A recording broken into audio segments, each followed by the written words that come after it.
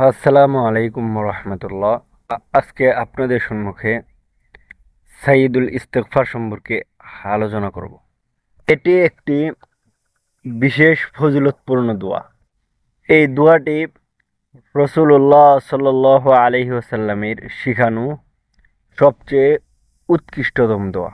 এই সাইয়্যিদুল ইস্তিগফারের অনেক ফজিলত রয়েছে। এক নাম্বার হলো, এই সাইয়্যিদুল ইস্তিগফার পাঠকারী ব্যক্তি জান্নাতের যাওয়ার গ্যারান্টি পাবে।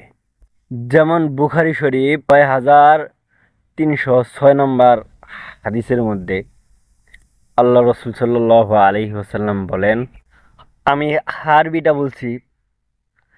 আন সাদ্দাদ ইবনে আউসিন রাদিয়াল্লাহু তাআলা আনহু আনিন নবী সাল্লাল্লাহু আলাইহি ওয়াসাল্লাম قال সাইয়্যিদুল ইস্তিগফারি আন ইয়াকুল আল আবদু اللهم أنت ربي لا إله إلا أنت خلقتني وأنا عبدك وأنا على عهدك ووعدك ما استطعت أعوذ بك من شر ما صنعت أبو لك بنعمتك علي وأبو بذنبي فاغفر لي فإنه لا يغفر الذنوب إلا أنت وفي رواية أبو لك بذنبي মান ক্বালাহা মিনান নাহারি মুকিনান বিহা ফামাতা মিন ইয়াউমিহি ক্বাবলা আন ইউমসিয়া ফাহুয়া মিন আহলিল জান্নাতি ওয়া মান ক্বালাহা মিনান নাহারি ওয়া হুয়া মুকিনান বিহা ফামাতা ক্বাবলা আন ইউসবিহা ফাহুয়া মিন আহলিল জান্নাহ। এই হাদিসের অর্থ হলো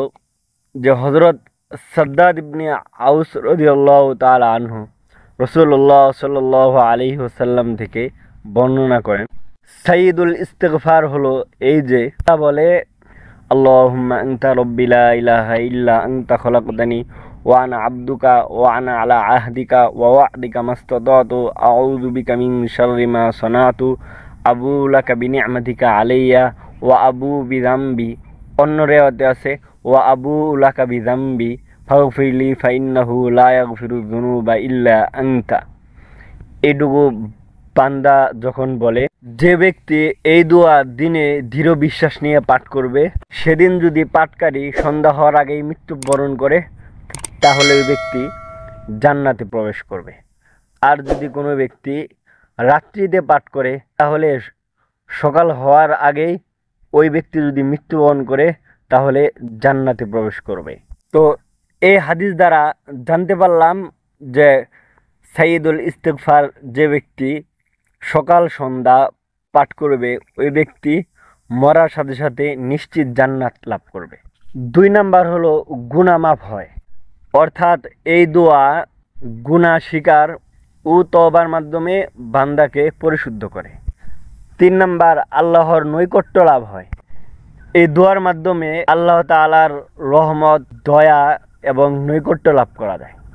এই দোয়াটি সকালে এবং রাতে নিয়মিতভাবে পড়ার সবচেয়ে উত্তম আমল।